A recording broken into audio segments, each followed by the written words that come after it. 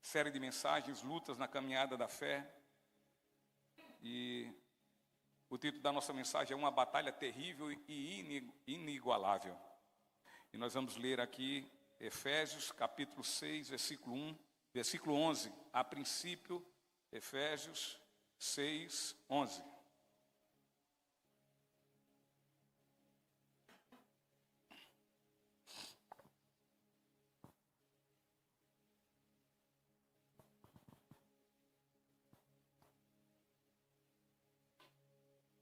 E diz assim o texto: vistam toda a armadura de Deus para que possam permanecer firmes contra as estratégias do diabo. Queridos, muitos, e de forma até um tanto constante, têm pregado e têm dito, e de uma forma bastante equivocada, e uma forma, por ser equivocada, já por si só é maléfico, mas torna-se ainda muito mais maléfico.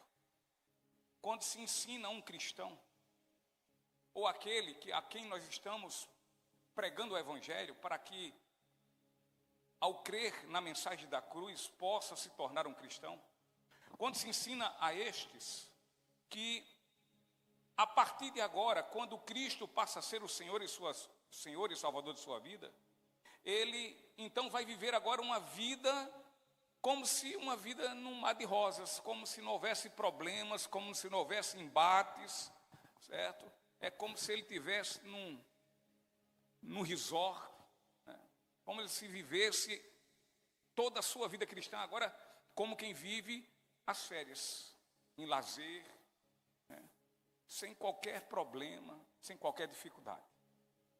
Ensinar dessa forma é terrível. Eu, quando novo convertido, me disseram isso, que a minha vida ia ser assim.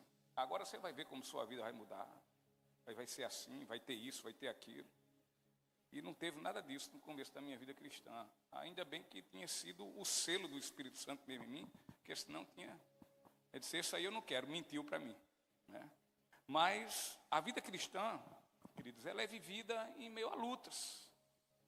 A vida cristã ela é vivida em meio a fortes embates. E olha, esses embates eles são contínuos. Não há trégua.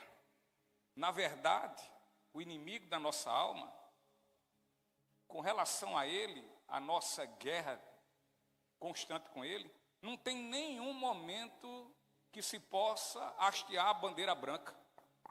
Não, é luta, sempre. Não tem momento de paz. Em Efésios 6, aqui nesse texto, e no texto, em outros versículos que nós vamos abordar, há dois preocupantes e extremados e também radicais entendimentos, que pode nos deixar, a cada um de nós, se assim entendermos, em demasiado perigo no nosso viver cristão. E o primeiro deles é o grande perigo de que muitos subestimam o poder do nosso inimigo. Eu falei até domingo, acho que foi retrasado. Subestimam, acham que o inimigo de nossas almas, ele não tem esse poder todo. Ele é fraco. E a gente, com um petelecozinho, a gente derruba ele. Só com o fato de eu dizer, eu sou crente, pronto, ele está vencido. Ocorre que o fato de nós subestimarmos o poder de Satanás, queridos, isso é muito perigoso. Agora, também não menos perigoso, já é o contrário, é superestimar o poder dele, achar que ele é o Todo-Poderoso. E eis outra grande preocupação, afinal, se nós superestimarmos o poder de Satanás, nós já vamos começar a nossa luta, a nossa batalha, afirmando que nós vamos ser derrotados. Ou talvez nós nem comecemos a batalha. A exemplo do exército de Israel, contra o gigante Golias. Eles nem lutaram com ele. Já se acovardaram. O cara é grande. O cara é poderoso. Ninguém pode vencê-lo, vê mesmo. Então é assim, quando a gente superestima demais o diabo, o seu poder, acontece isso. Ou a gente já entra como derrotado, ou então a gente se acovarda e nem sequer luta. E há pessoas que falam muito mais sobre o poder de Satanás do que sobre o poder de Deus. Falam de uma forma tão enfática sobre a astúcia, a esperteza e o poder de Satanás, chegando ao ponto de começar a subestimar o poder de Deus. E aí colocam Satanás como o autor de tudo o que acontece. Ou seja, se eu dou um espirro, está repreendido Satanás. Se eu bato o carro, Satanás. E muitas vezes o que acontece? Eu não estou cuidando da minha saúde. Muitas vezes o que acontece? Uma gripe só basta tomar ali uma vitamina C, descansar um pouco, esperar que o próprio organismo vai e vence essa luta. E o acidente, o que é que acontece? Muitas vezes o cara está o quê? Olha quem está falando aqui. Um celular na mão.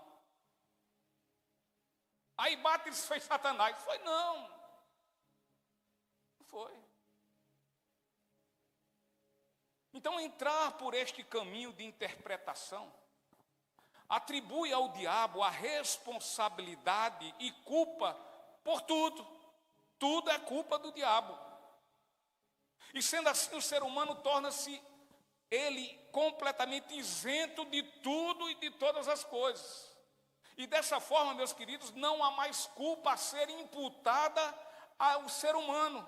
E, consequentemente, não se faz necessário em sua vida qualquer tipo de arrependimento, porque, afinal de contas, a culpa não foi minha, foi do diabo.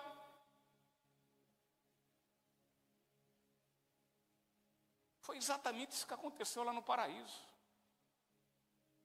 Lá entre Adão, Eva e o diabo.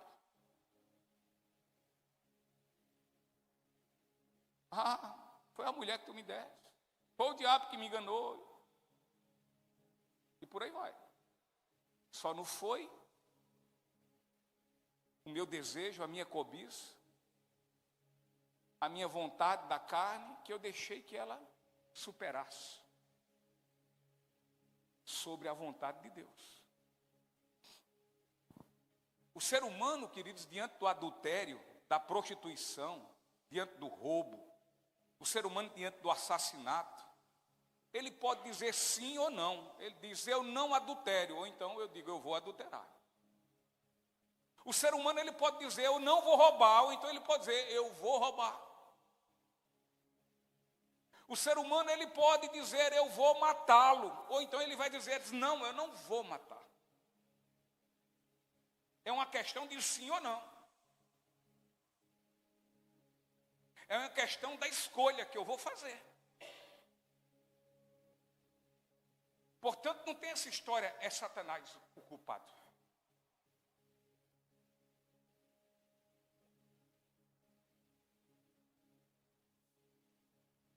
O apóstolo Paulo, ele nos fala sobre com quem haveremos de lutar. E também contra o que não é e nem será a nossa luta. O apóstolo Paulo, ele fala aqui em Efésios, ele diz que nossa luta não é contra carne nem contra sangue, isto é, a nossa luta não é contra pessoas. A luta do cristão, ela não é física, mas sim espiritual. Vemos muitas vezes irmãos se digladiando e batalhando entre si, se ofendendo, e não observam estes que estão batalhando de forma errada, equivocada. Com quem deveriam estar brigando não eram com os próprios irmãos.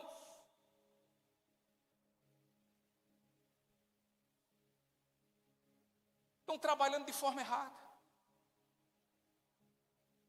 e não observam o quanto tem feito vitorioso Satanás exatamente nessa luta.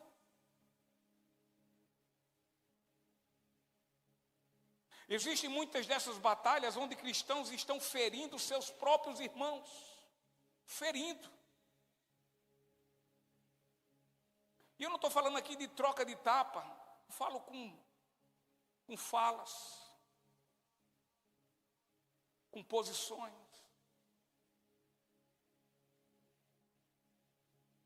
Estão enfraquecendo exatamente aqueles que deveriam ser aliados, serem aliados.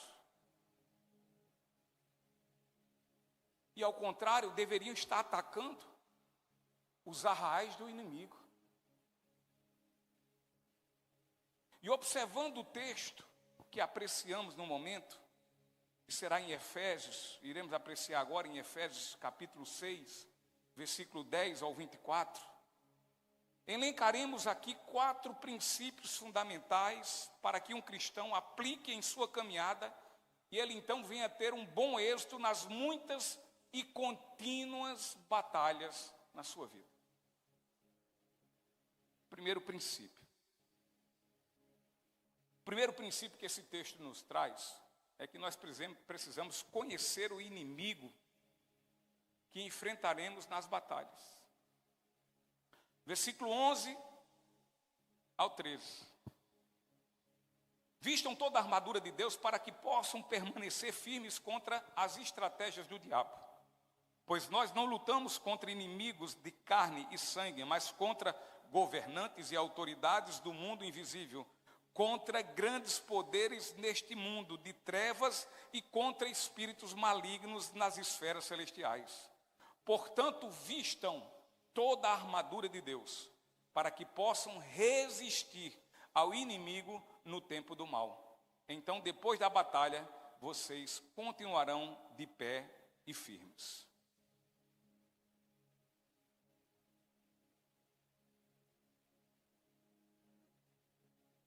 Há muitos anos atrás, os Estados Unidos da América, por não conhecerem as estratégias de guerra de uma pequena nação, os Estados Unidos sofreram uma grande derrota após um período longo de 20 anos de guerra, e essa nação era o Vietnã. E isso, queridos, nos leva a entender que fatalmente sofreremos perdas, ou mesmo seremos derrotados, se enfrentarmos um inimigo que não conhecemos. Portanto, precisamos entender a respeito do nosso inimigo e não devemos temê-lo ao ponto de nos acovardar. Porém, precisamos saber sobre suas características. E entre as características desse inimigo, do inimigo espiritual do cristão, é que ele é astuto, ele é esperto, ele é sagaz, ele é ardiloso. E além de tudo, ele é um embusteiro, ele é um enganador. O diabo não é, queridos, onipresente, não, ele não é. O diabo, ele também não é onisciente e tampouco ele é onipotente. Porém, você tenha uma certeza, tenha absoluta certeza que ele é organizado. E ele tem soldados que estão sob seu comando. E estes soldados estão espalhados aí, por toda parte e em completa disposição às suas ordens, às ordens de Satanás. Estão só esperando. Eles vivem ao nosso derredor. Ele vive em volta do povo de Deus. Ele vive ali, sempre, à espreita, nos observando, nos escutando, observando nossos passos. E à espera de quê? Do momento oportuno, do momento certo. E que momentos certos são estes? São exatamente os meus e os seus descuidos, os nossos descuidos, os nossos vacilos. Quando nos deixamos levar pela carne. E assim ele vai e nos ataca e nos traga. Ele está ouvindo tudo. Ele está percebendo tudo. Ele está olhando para o nosso comportamento carnal. E então ele apronta as armadilhas. Todas elas.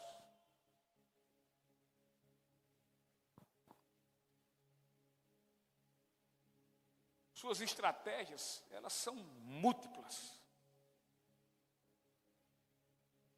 Ele as usa diferentemente de pessoa para pessoa. Comigo é de um jeito. Com você é de outro jeito. Assim precisamos reconhecer as suas características. E eu quero ver com vocês agora, dentro desse princípio do de reconhecer os nossos inimigos, eu quero junto com você ver aqui 4 características que nós podemos, mais do que nunca, nos ajudar a reconhecê-lo. E a primeira característica, a primeira é que ele não é visível, você não vê. Paulo afirma que não lutamos contra carne e sangue, ou seja, contra pessoas, mas contra governantes e autoridades do mundo invisível, contra grandes poderes neste mundo de trevas e contra espíritos malignos nas esferas celestiais.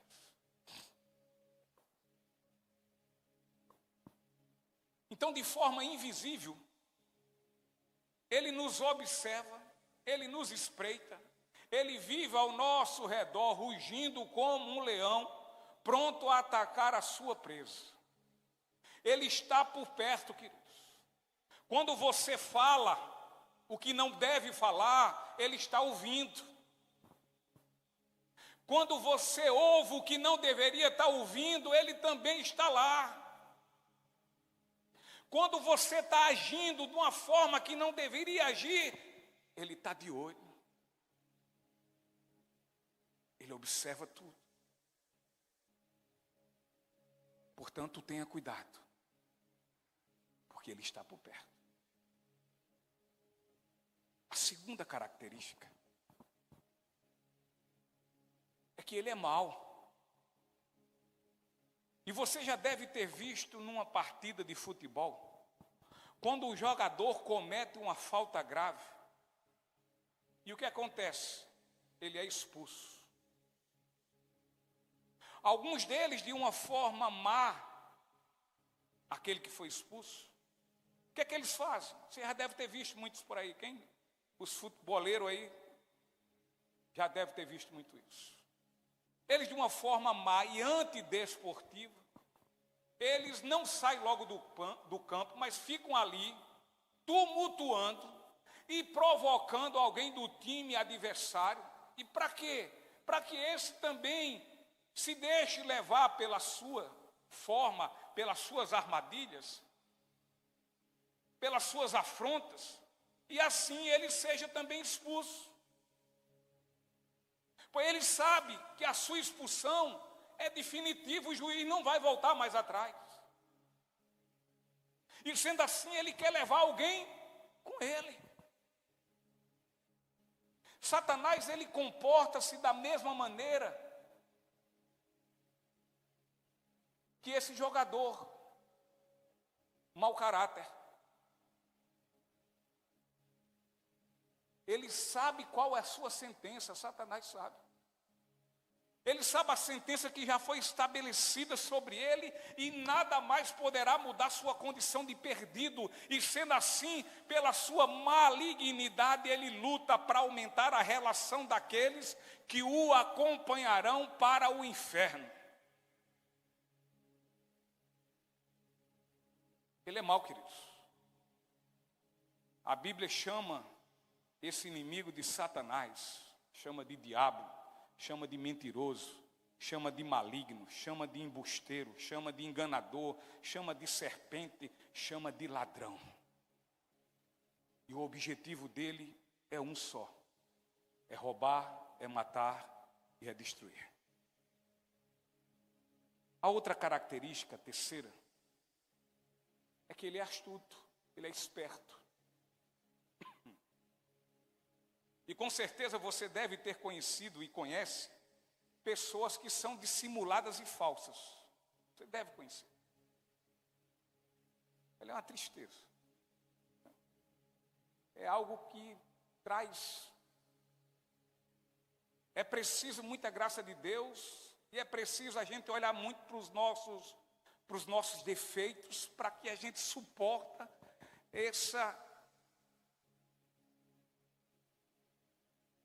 essa companhia, né, dissimulada ao nosso lado, para que a gente consiga caminhar. Porque eu não sei a você, mas em mim dá asco. Ou seja, eu enojo.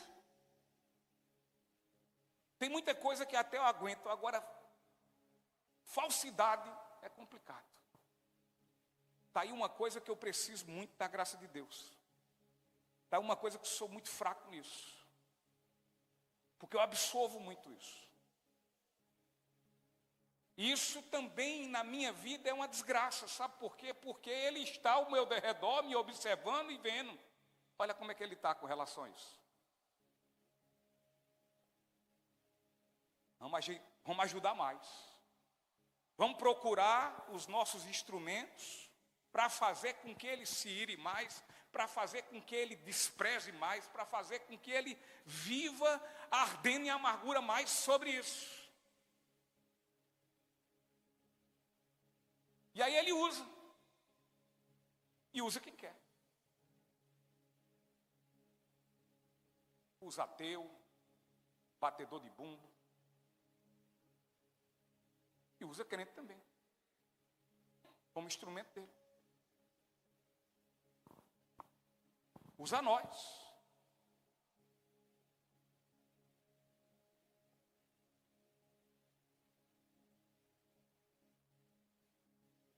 Então, essa questão de falsidade, né, de pessoas falsas, dissimuladas, é do tipo que chega em nossas vidas, tipo aquela mostrando-se pessoa íntegra, confiável, ao ponto que podemos tê-la como uma amiga. Mas depois esta mesma pessoa mostra uma verdade diferente, ou a verdade que de fato é. E quando isso ocorre, o pior já se fez. E Satanás age da mesma forma, age dissimuladamente, como uma serpente que rasteja de forma sorrateira até o momento em que dá o seu bote covarde. Satanás, ela transfigura-se. Satanás, ele se transfigura, perdoe, ele se disfarça, aproxima-se de nós muitas vezes com voz mansa, aproxima-se de nós debaixo de máscaras, com um rosto bonito, às vezes em meio a um corpo escultural. Às vezes em meio a uma pessoa bastante educada.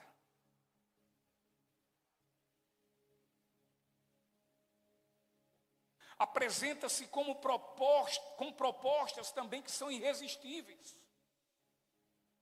Nos mostra muita usura, muitos lucros, muitos ganhos,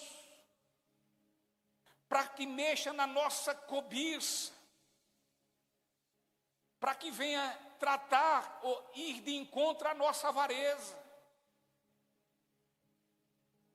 E sob os púlpitos,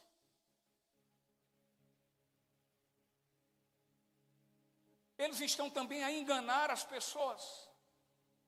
E fazem como? Eles tentam fazer com que as pessoas duvidem quanto à Bíblia, quanto às Escrituras, para que não creiam neste Evangelho. exaltam o homem e dá ao homem a glória que não é sua. O nosso querido apóstolo Paulo nos adverte para que nós venhamos nos vestir de toda a armadura de Deus e dessa forma possamos resistir ao inimigo no tempo do mal.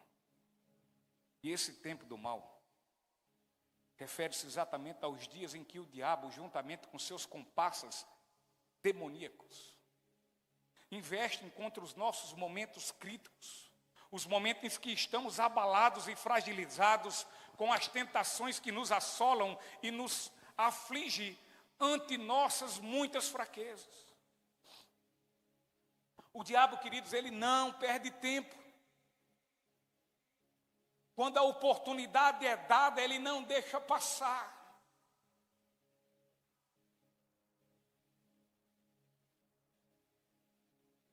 Ele não perde as oportunidades no dia mau. Não se engane, ele tem te observado. Ele tem me observado. Para que venha conhecer-nos e ver qual o lado da nossa vida que é mais vulnerável, para saber qual o teu ponto fraco ele está olhando. Ele quer saber onde é o teu calcanhar de Aquiles.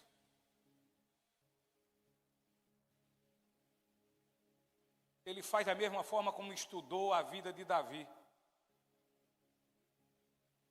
que venceu o gigante Golias, não é verdade? E também muitos exércitos, mas foi derrotado pela luxúria, foi derrotado pelo adultério, foi derrotado pela imoralidade sexual.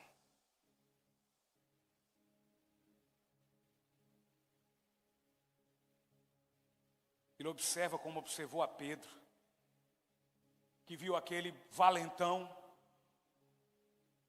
perdoe-me a expressão, um mijão, novo convertido,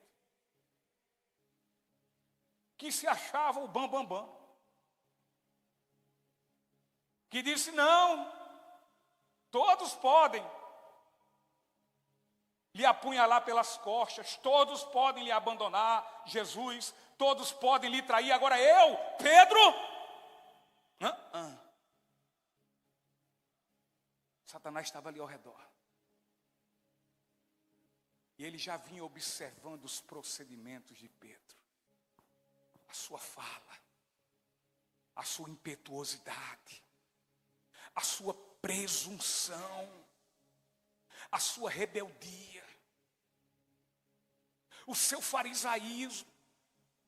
Ele vinha olhando tudo.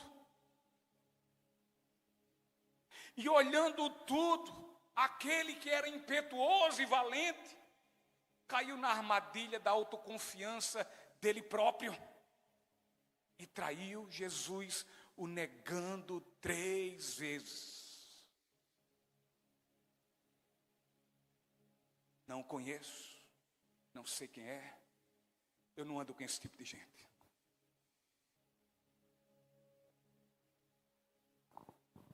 Do mesmo jeito, o diabo tem métodos específicos, conforme a minha e também a tua vulnerabilidade. Cuidado, então, com o tempo do mal. O nosso inimigo, Satanás, ele é astuto. Ele é muito mais esperto do que nós pensamos. 4ª característica.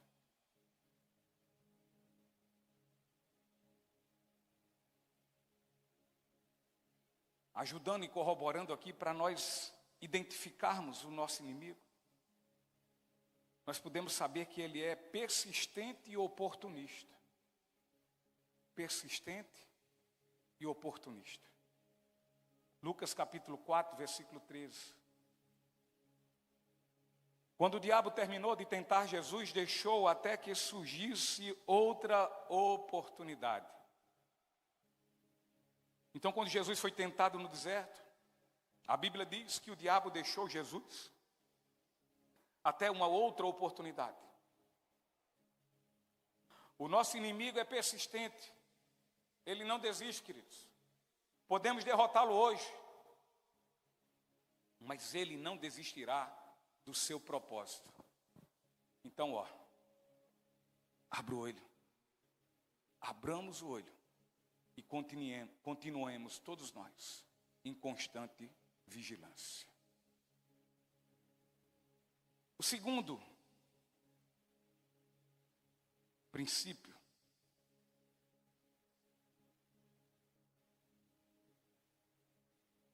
para que nós possamos analisar e termos êxito na nossa caminhada cristã e sobre muitas e contínuas batalhas. O segundo princípio para que nós vamos absorver é que nós precisamos adquirir instrumentos necessários para combater, para batalhar, para lutar. Versículo 14 ao 17. Assim mantenham sua posição, colocando o cinto da verdade e a couraça da justiça. Como calçados, usem a paz das boas novas, para que estejam inteiramente preparados. Em todas as situações, levante o escudo da fé, para deter as flechas do fogo do maligno. Usem a salvação como capacete e empunhem a espada do Espírito, que é a palavra de Deus. Em toda e qualquer batalha que se enfrenta, nós precisamos nos munir de instrumentos, de ferramentas,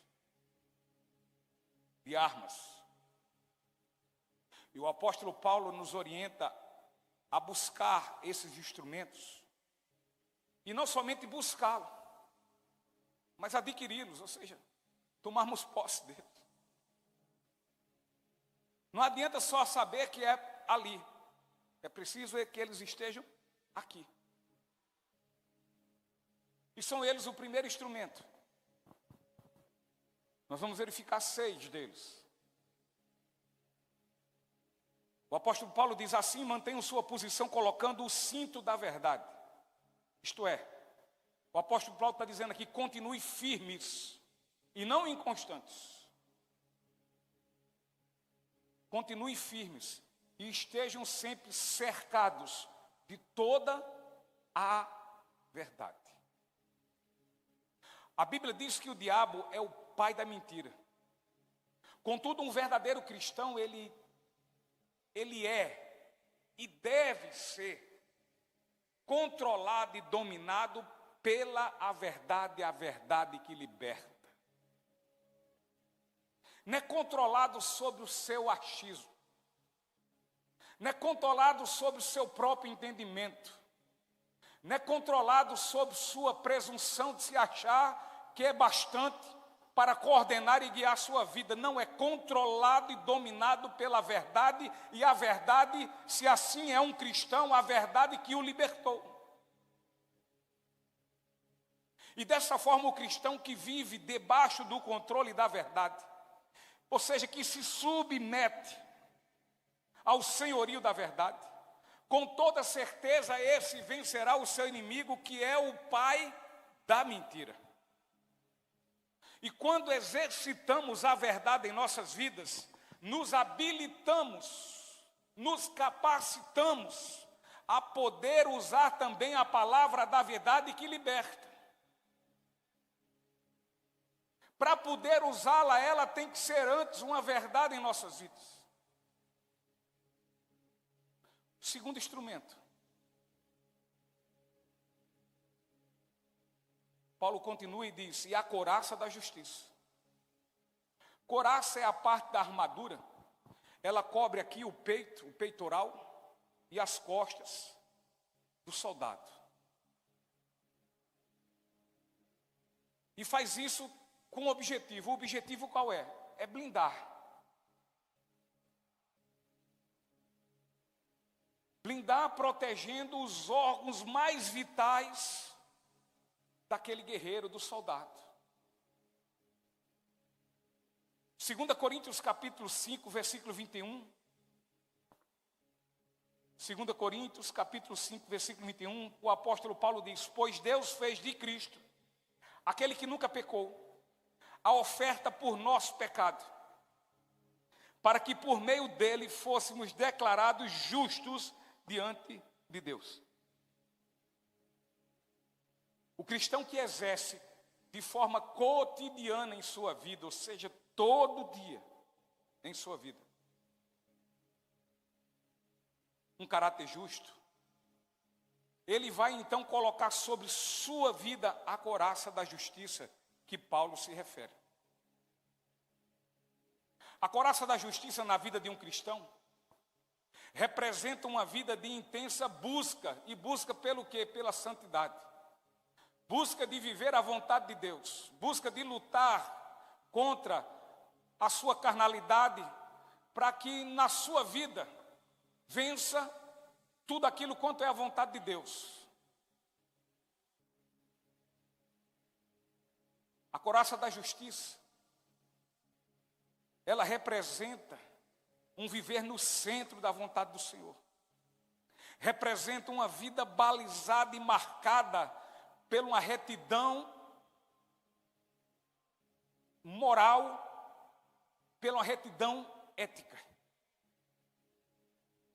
Um cristão que não tem sob sua vida a couraça da justiça, este está totalmente susceptível, ele está aberto, ele está vulnerável às acusações de Satanás. Ele abre legalidades sobre legalidades para que Satanás o aponte.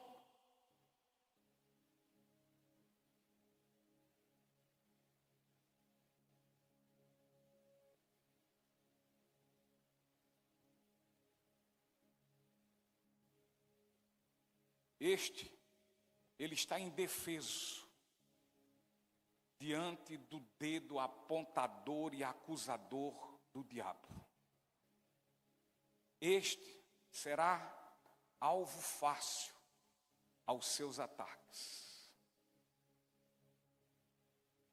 Um cristão que não busca isso, que não tem sob sua vida a couraça da justiça, ele pode parecer com tudo na vida, menos com um cristão. Ele vai ser inquirido pelas pessoas, talvez em até algum momento: ei, e você não é crente? E como é que você fala assim? E como é que você faz assim? E como é que você tem uma postura dessa forma? E como é que você se apresenta dessa forma? E como é que você se veste dessa forma?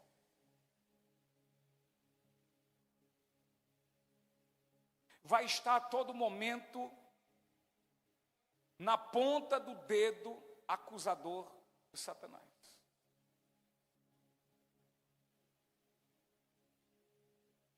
Terceiro instrumento.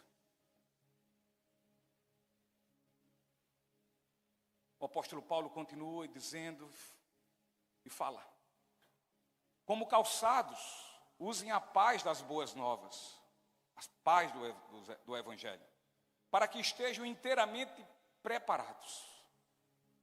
Muitos cristãos, por vezes, se irritam quando vão ao culto de suas igrejas e mais uma vez o Evangelho lhe é apresentado na mensagem do domingo. Porém, Paulo diz que se calcem em quê? Na pregação, com a pregação do Evangelho da paz. Vivíamos quando ímpios, em plena guerra com Deus, sem paz no mundo. Porém, nós fomos reconciliados com Deus e agora passamos a ter paz com Ele e também com o próximo. Portanto, o Evangelho, ele nos calça, ele nos dá firmeza em nossos passos, nos caminhos mais escarpados, nos caminhos mais espinhosos, mais pedregosos, mais íngremes, mais cheios de curvas. O Evangelho nos dá firmeza nessa caminhada. E sendo assim, calçados e firmados pelo Evangelho da paz, nós não vamos nos desequilibrar, nós não vamos tropeçar, cair diante das astutas ciladas de Satanás. Através do Evangelho, somos embaixadores de Cristo para a reconciliação daqueles que com Deus ainda não têm paz, como um dia nós vivíamos. Quarto instrumento.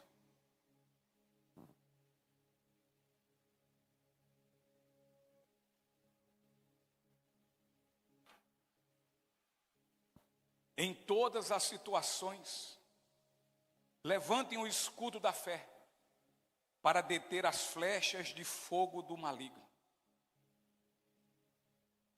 Paulo diz que levantemos sobretudo o escudo da fé, ou seja, especialmente e principalmente usemos da fé que afirmamos professar de forma convicta e absoluta, para que dessa forma venhamos deter as flechas inflamadas lançadas pelo diabo contra as nossas vidas.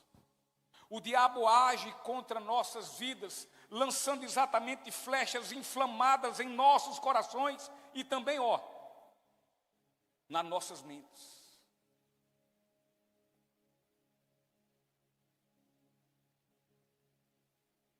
Ele conversa aqui, Ele levanta quem conversa aqui.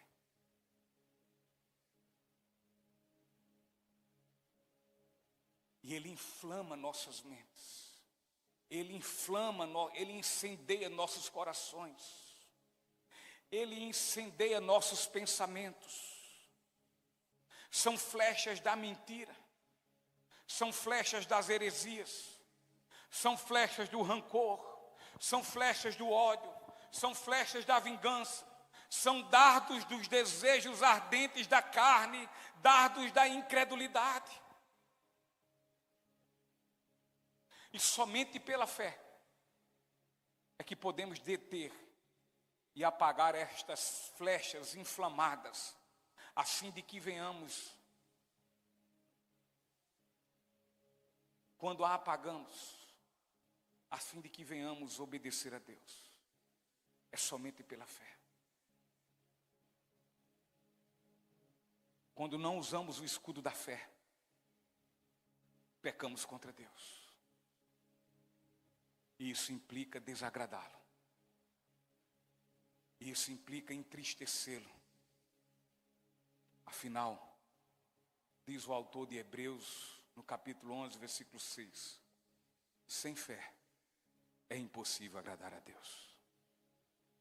Sem fé, nós vamos viver como o mundo vive. Sem fé, nós vamos achar que o estilo de vida para nossas vidas é o estilo do mundo. Porque o estilo que Jesus tem para nossas vidas, que a palavra tem para nossas vidas, só temos como exercitá-lo em nós, debaixo de fé.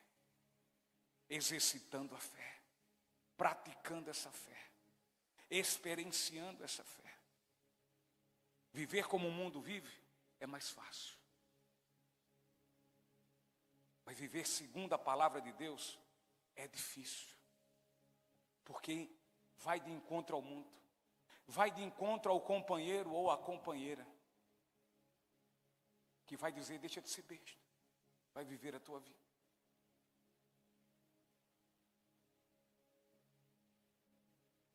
Vai viver de acordo com as conversas dúbias, que não edificam, e que nem devem passar pelos nossos pensamentos, que não glorificam a Deus, como diz Paulo em Filipenses. Para que o que falemos ou pensemos sejam coisas que edificam nossas vidas, e muitas vezes nós bradamos, abrimos as nossas bocas como uma fossa, expressando tudo quanto não devíamos expressar.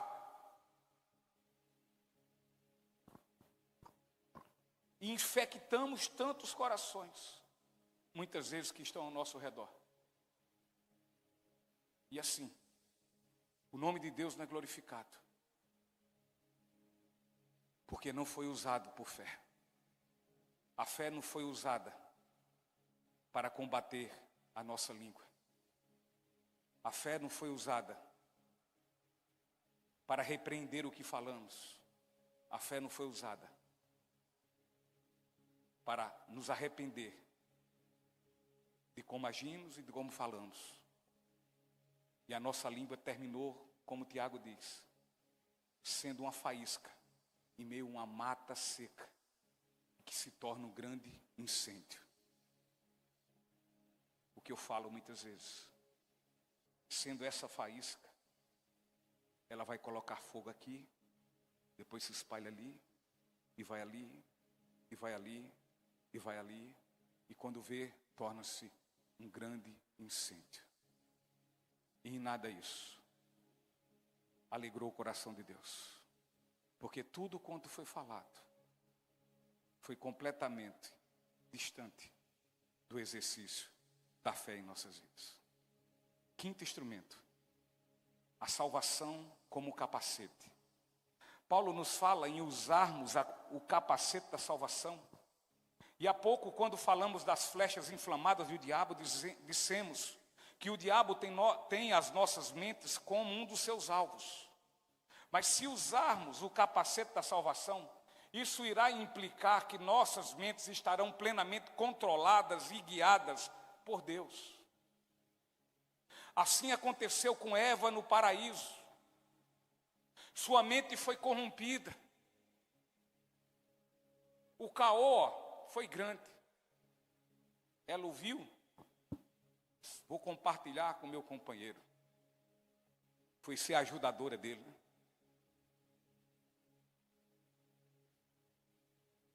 E ele também se deixou. De uma faísca, um grande incêndio. Um incêndio que tomou toda a humanidade. Graças a Deus pelo sacrifício de Cristo nas nossas vidas. Que Ele veio sobre nós e consertou todo o erro de lá de trás.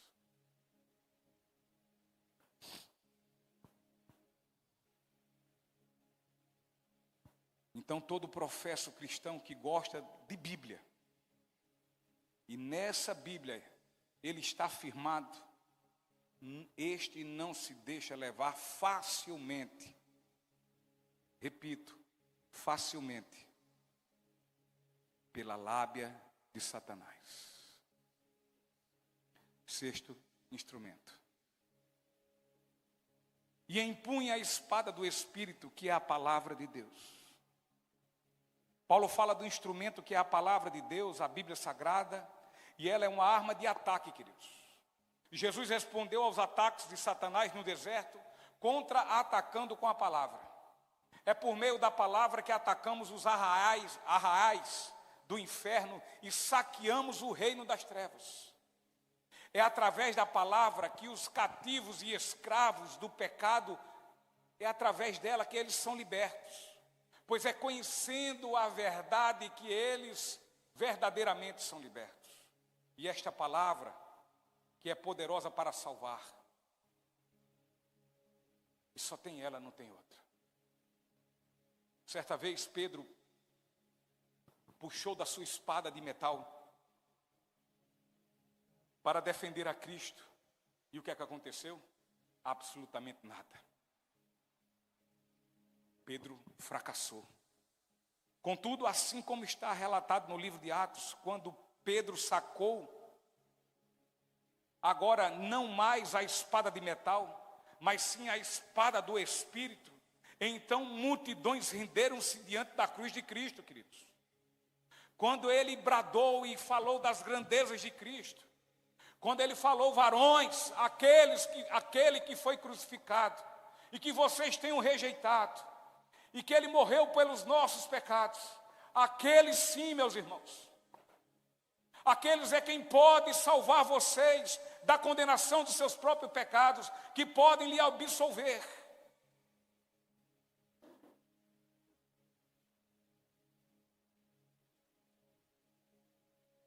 Aqueles varões gritaram. E o que é que nós temos que fazer? Ele diz: arrependam-se. Essa é a espada que funciona. E não a de metal. Conhecimento da Bíblia para o cristão não é uma obrigação, mas é um caso de extrema necessidade vital. A Bíblia nos afasta do pecado. Contudo, o pecado nos afasta da Bíblia. Fica observando isso. Observemos isso em nossas vidas. No momento em que o pecado está sendo o nosso alvo principal, fique certo que nem eu e nem você estamos mais olhando para ela. Ela está esquecida em algum local. Nós não lembramos ela em nenhum momento.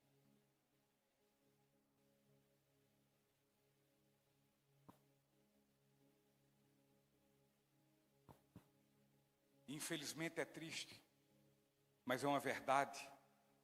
E uma boa parte dos cristãos são mais comprometidos com o campeonato brasileiro de futebol do que com as escrituras sagradas. Que boa parte dos cristãos são mais comprometidos com as novelas, com as redes sociais, com o Instagram, com o Facebook, com os WhatsApps,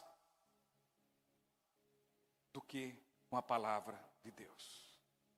Eu tenho um tempo de passar 3, 4 horas numa rede social e não consigo tirar um tempo sequer de olhar as escrituras, de lê-la com atenção, de entendê-la, colocá-la no coração e orar ao Senhor para que ela seja uma verdade na minha vida. Quando isso aqui começa a ser, isso aqui, estou falando de forma até respeitosa, porque muitas vezes é dessa forma que tem sido tratado por muitos cristãos. Mas quando essa Bíblia começa a ser a última, derradeira coisa na sua vida, é porque tem coisa mais importante do que Deus para você.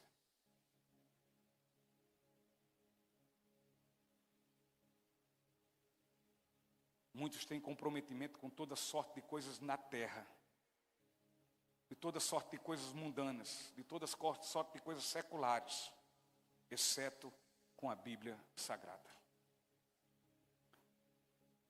Terceiro princípio, para que nós possamos fundamentar nossa vida de uma forma tal que venhamos passar pelas lutas da nossa vida cristã. Nós temos que buscar força, queridos, e buscar coragem para lutar nessa guerra. Versículo 18 ao 20, o apóstolo Paulo diz assim: orem no Espírito em todos os momentos e ocasiões. Permaneçam atentos e sejam persistentes em suas orações por todo o povo santo. Orem também por mim. Peçam que Deus me conceda as palavras certas, para que eu possa explicar corajosamente o segredo revelado pelas boas novas. Agora estou preso em correntes, mas continuo a anunciar essa mensagem como embaixador de Deus.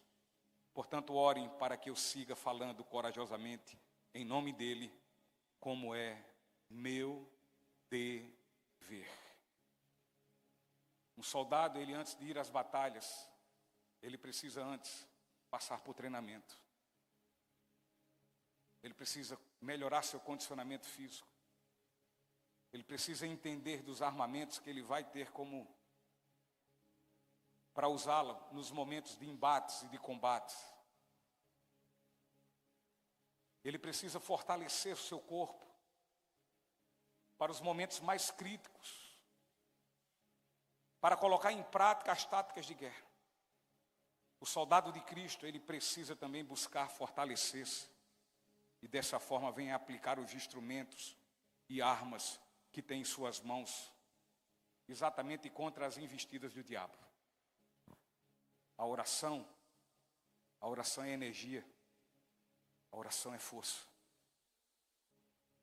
Ela nos dá ela nos fortalece, capacitando-nos, como cristãos, a manusear a armadura de Deus e a sacar a espada do Espírito para bradá-la com ousadia e também com coragem. Temos que entender de uma vez por todas que nossa luta não é humana, nossa batalha, queridos, é espiritual. Lembremos de Josué que derrotou Amaleque e o fez o quê? A fio da espada. Junto com todo o exército de Israel, é verdade. Mas lembre-se também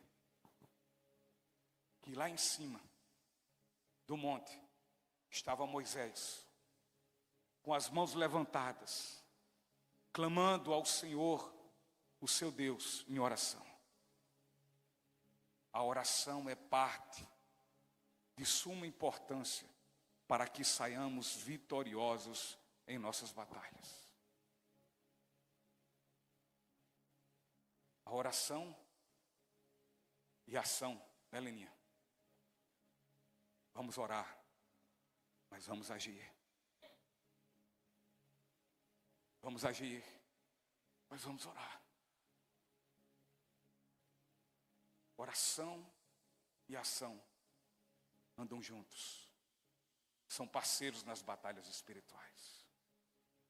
E precisamos orar de forma persistente e em todos os momentos. E isso deve ocorrer a fim de nos levar a entender que nós devemos estar em perfeita sintonia e comunhão com Deus. E, queridos, sintonia e comunhão implica em estarmos na presença de Deus.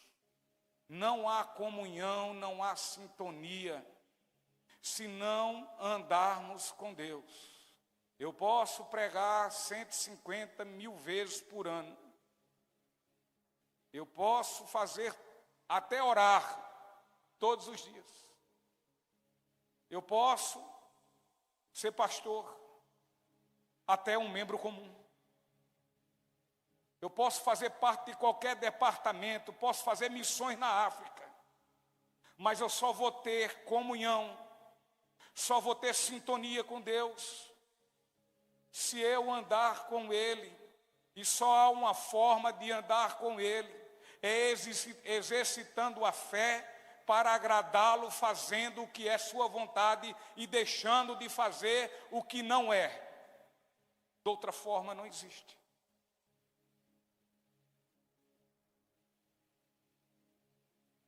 Para estarmos na presença de Deus, implica a obediência e luta em fazer sua vontade.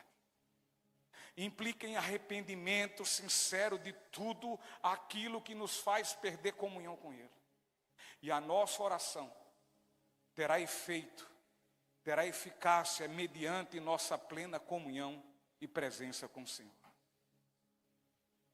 Não devemos orar simplesmente com uma fala com Deus para fazer os nossos pedidos, mas também devemos interceder.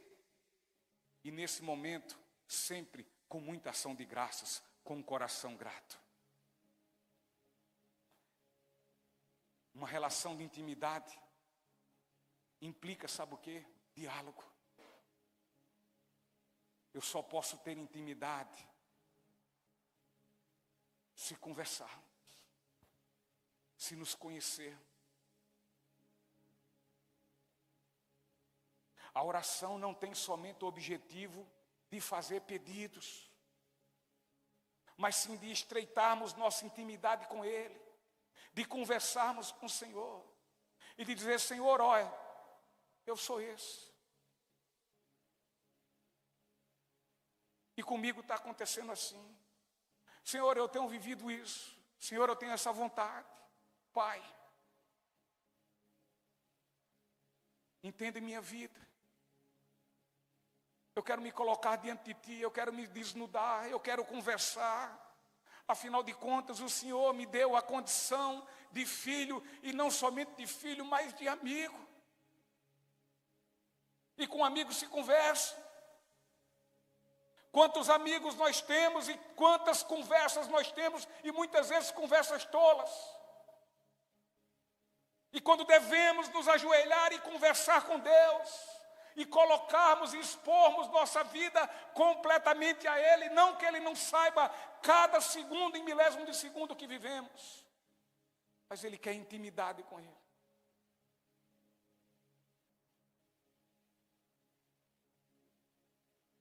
Às vezes nós estamos loucos querendo ir para alguém, conversar com alguém, desabafar com alguém. Ei, o Deus dos deuses, o Senhor do Senhor, o Deus Pai do nosso Senhor Jesus Cristo, nosso Senhor e Salvador, você já tem acesso a Ele, não há ninguém melhor para que você com Ele desabafe. E mais, Ele não vai deixar de entender nada que você fale. E naquilo que Ele não concorda com você, Ele vai lhe dizer na cara, como muitos amigos não têm coragem de fazer.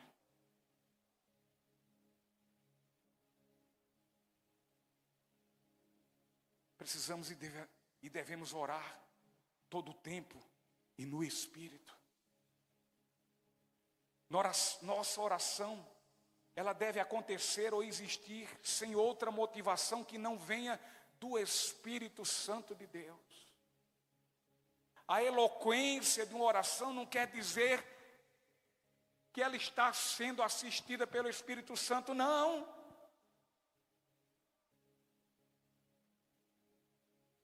Neemias, no capítulo 4, versículo 9, ele diz: mas nós oramos ao nosso Deus e colocamos guardas de dia e de noite para proteger-nos deles.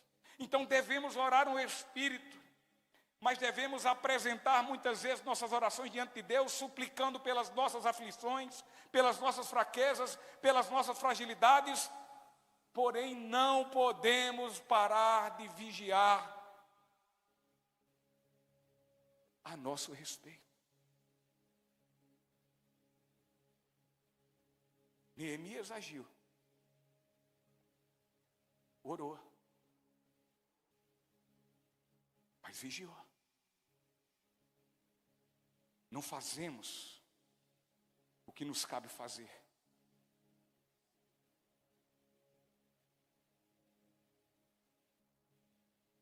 O que exatamente é a nossa parte.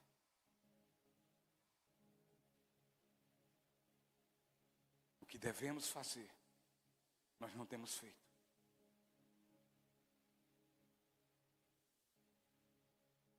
Irmãos, é preciso muitas vezes orarmos de olhos abertos. Pedimos para Deus, para que Deus nos ajude com nossas fraquezas, mas não fazemos o que Ele nos pede. Senhor, me ajuda nisso, me ajuda naquilo. Mas não fazemos o que Ele nos pede. Ele está certo, eu lhe ajudo. Mas Ele diz: afaste-se você, então, da aparência de todo o mal. Oração sempre, mas vigilância também, queridos. E mais uma coisa, precisamos entender definitivamente: a oração não é para ser feita com o objetivo de ser realizada a vontade do homem no céu, mas sim para que seja realizada a plenitude absoluta da vontade de Deus na terra.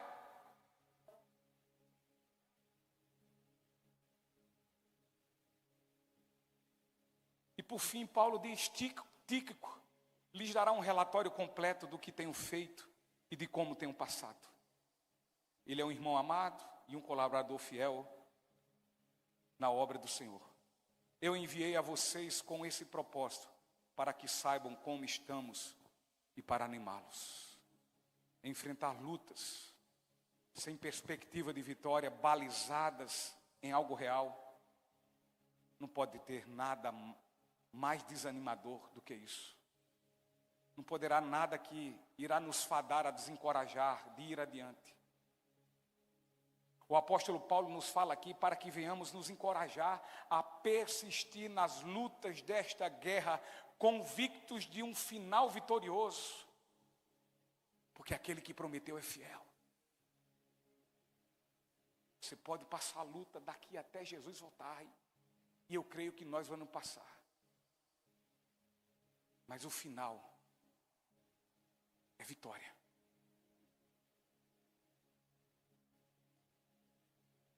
O apóstolo Paulo nos fala aqui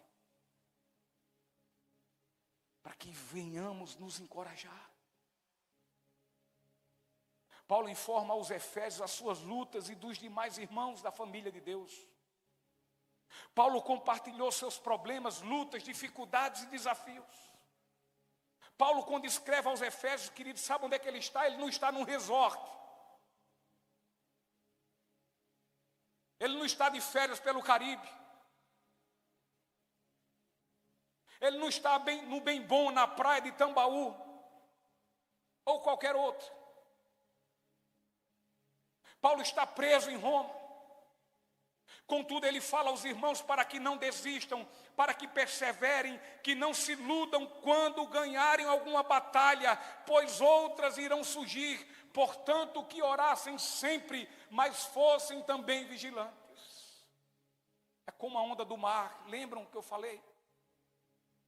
Uma passa, bate em nós e vai, mas atrás a outra se formando.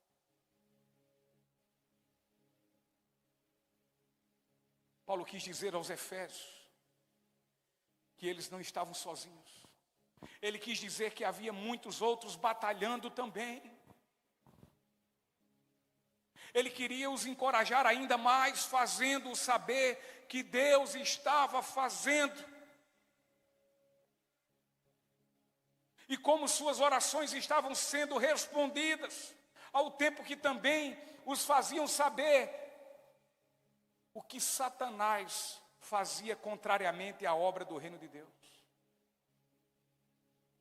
Cristãos são ovelhas, e como ovelhas não andam sozinhas e isoladas umas das outras. Não há base bíblica para isso. A família cristã, com toda a sua diversidade, com todas as suas diferenças, ela tem que ser um corpo e unido. O corpo de Cristo, unido, coeso. Os soldados de Cristo precisam estar juntos para poderem batalhar juntos todas as guerras que o Senhor tem para que nós venhamos batalhá-las. Mistério de louvor. Versículo 23. Paulo diz: a paz seja com vocês, irmãos, e que Deus, o Pai e o Senhor Jesus Cristo lhes deem amor e fidelidade. Que a graça de Deus esteja eternamente sobre todos que amam nosso Senhor Jesus Cristo.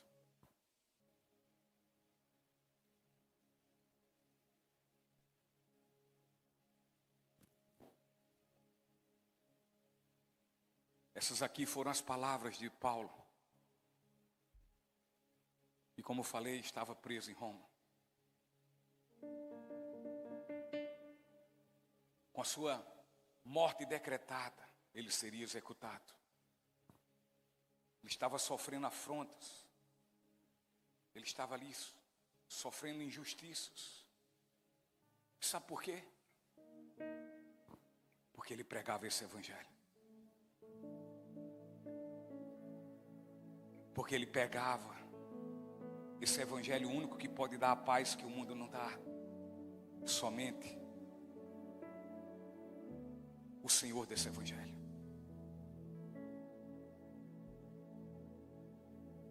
Paulo estava sendo ali injustiçado. E estava sofrendo afrontas por pregar este evangelho que prega o amor inigualável de Deus. O único amor que se dá por todos aqueles quanto o afrontaram.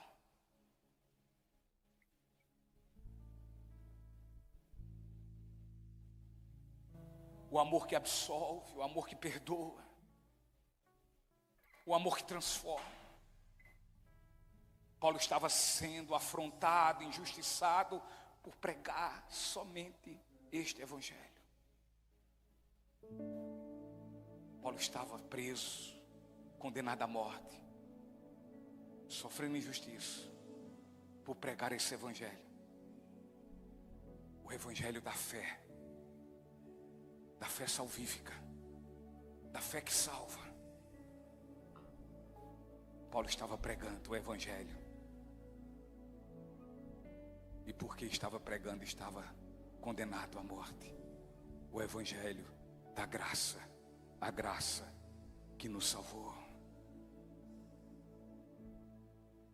Só uma pessoa que tinha convicção do que cria poderia, diante de tantas aflições, ter este comportamento, queridos. Não é à toa que Paulo escreveu na carta aos Romanos, no capítulo 8, versículo 18, quando ele diz lá que, olha, não há, inexiste, não tem nenhum outro, não há sofrimento que possa ser comparado com a glória que irá ser revelada às nossas vidas.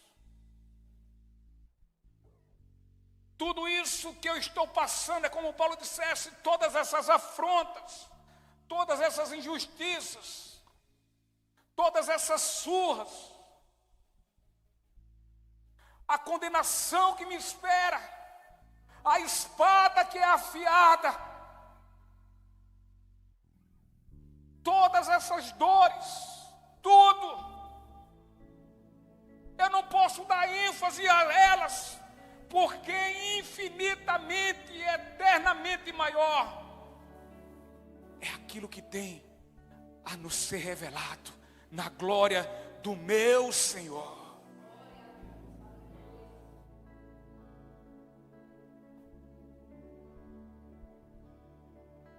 O inimigo quer tirar de nossas vidas a alegria da nossa salvação. Não permita. Você já foi instruído hoje. Nós fomos instruídos hoje pela palavra de Deus, para que não nos deixemos levar por essas lutas diárias, a fim de que não venhamos perder a esperança e a alegria da nossa salvação. Ele quer nos tirar a certeza nos dada pela graça de Deus, de cantar no coral mais lindo que existe.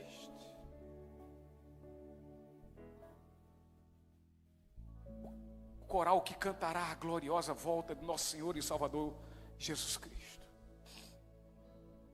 Não se deixe levar, não retroceda, não desista. O inimigo, ele é astuto, ele é esperto, ele é conhecido como o príncipe das trevas, mas você agora é lavado, você é remido pelo precioso sangue de nosso Senhor Jesus Cristo, o Rei dos Reis, o Senhor dos Senhores. Você é agora não mais simplesmente uma criatura de Deus, mas agora você é filho de Deus, você é filho do Rei, agora você é príncipe do Rei da Luz.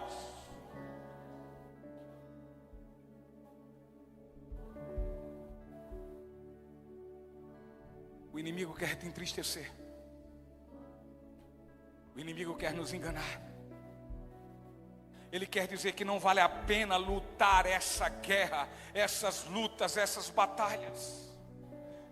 É possível que suas lutas são mais fortes, até mesmo dentro da sua própria casa, da sua família. Mas entenda que sua luta não é contra a carne nem contra sangue.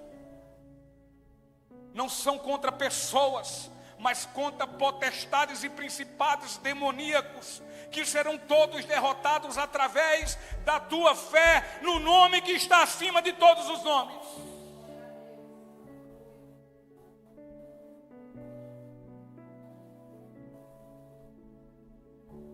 Acenda sua fé no seu povo através do viver da sua fé.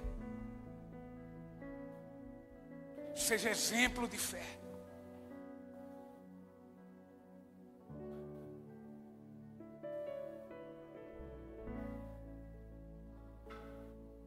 Afinal de contas, aquele que é contra nós, ele é infinitamente inferior àquele que é por nós. Lembre-se que agindo Deus, quem poderá impedir? E lembre-se que você já é um escolhido de Deus. Para quem sabe ainda nessa noite, você possa cantar no coral do céu. A nossa vida aqui é um ensaio. Esse culto é um ensaio. As nossas canções que entoamos aqui nessa noite é um ensaio. Todo dia nós estamos ensaiando e nos preparando para o grande dia. Maranata, Senhor Jesus. Quem sabe apraz ao Senhor ser essa noite para o louvor da sua glória. Não desista, se alegre naquele que é a alegria. Não desista, se encoraje naquele que é o Todo-Poderoso.